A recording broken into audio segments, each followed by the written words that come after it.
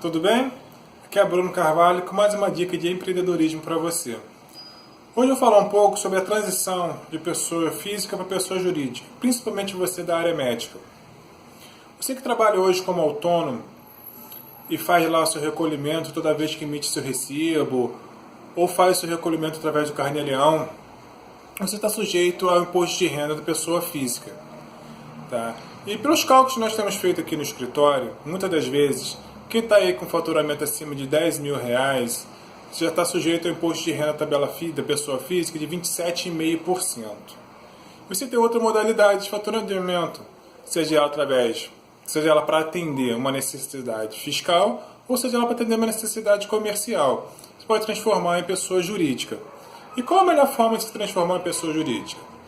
Hoje existem algumas formas que você pode se transformar em pessoa jurídica, tendo sócio ou não tendo sócio. Você pode constituir uma empresa através da junta comercial, com sócio que não é médico, ou através do cartório com sócio médico. E qual a diferença? Eu vou estar explicando um pouco mais sobre essa diferença. Quando você constitui uma empresa com outro médico, você constitui uma empresa uniprofissional. Tá? Essa é mais vantajosa para você que é da área médica. Por quê? Porque com essa forma de tributação, de forma de constituição da empresa, você consegue uma tributação mais vantajosa nas prefeituras. Muitas das prefeituras deixam você recolher o ISS de forma fixa para quem tem uma empresa uniprofissional. Então, cada sócio da empresa vai recolher um valor fixo. Já na empresa com sociedade constituída na junta comercial, você vai recolher o seu imposto através de percentual acima do seu faturamento, que varia de 0,5% até 5%, dependendo da sua cidade. Então, essa pode fazer uma diferença muito grande no seu faturamento final.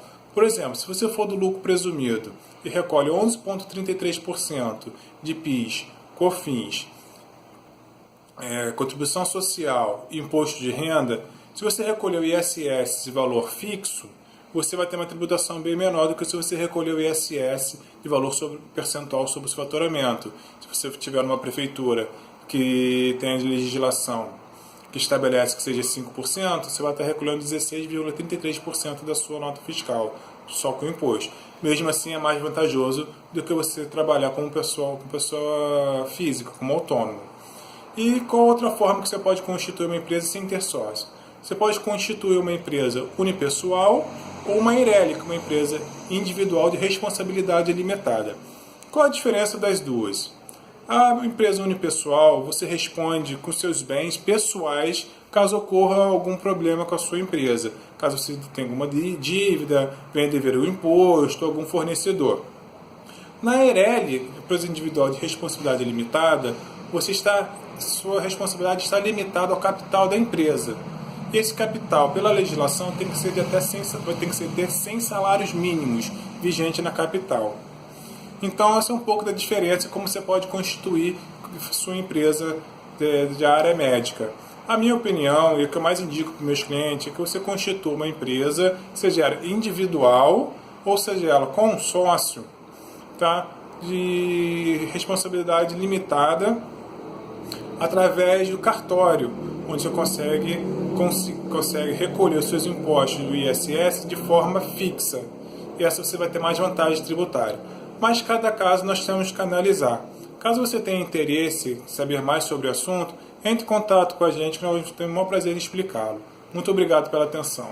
Abraço.